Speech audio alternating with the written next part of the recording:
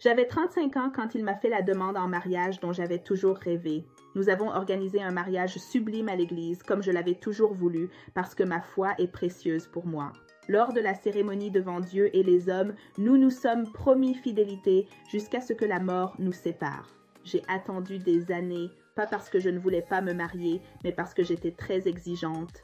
Je voulais un homme qui partage mes valeurs, quelqu'un qui serait mon idéal.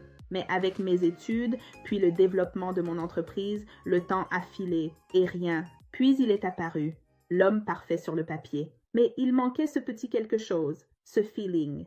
En fait, il était très égocentré et exigeait beaucoup de moi, mais n'acceptait pas que j'exige quoi que ce soit de lui. Il fallait que je sois satisfait de ce qu'il me donnait. Avec la pression de l'âge qui avançait, je me suis dit que ça viendrait avec le temps.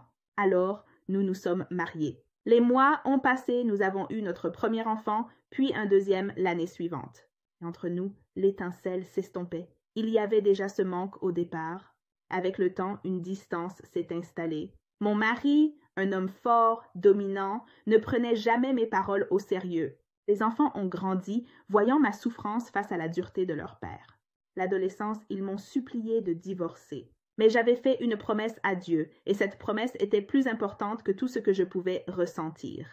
Un jour, il m'a demandé de sortir pour une course, mais je ne me sentais pas bien. Il a insisté comme toujours, c'était ses besoins d'abord. J'essaie de lui faire comprendre que j'étais mal en point. Mais le ton monte et j'ai fini par céder. Je suis montée dans ma voiture, j'étais pas en forme, et au premier carrefour,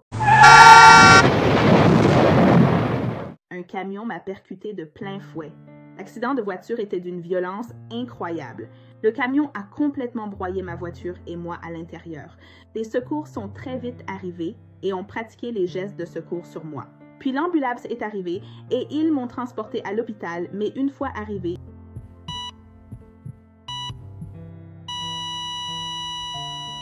je suis morte. Le médecin a signé mon acte de décès, laissant mes proches en larmes autour de mon corps. C'était très dur pour mes enfants, qui étaient encore jeunes. Mais alors qu'ils pleuraient, une petite voix s'est fait entendre. « Qu'est-ce qu'il y a ?» J'avais ouvert les yeux. J'étais vivante. Mes enfants m'ont raconté tout ce qui s'était passé. J'étais émue. Les médecins m'ont examinée et miraculeusement tous allaient bien pour moi. Mais quand mon mari a demandé quand est-ce que ma femme pourrait sortir, je lui ai répondu que je ne sortirais pas avec lui. Il ne comprenait pas. Alors je lui ai dit « J'ai tenu ma promesse. Nous avons juré devant Dieu de rester ensemble jusqu'à ce que la mort nous sépare. La mort nous a bien séparés. Parce que le mariage est censé être un havre de paix où chacun fait des efforts pour l'autre et non un chemin à sens unique. »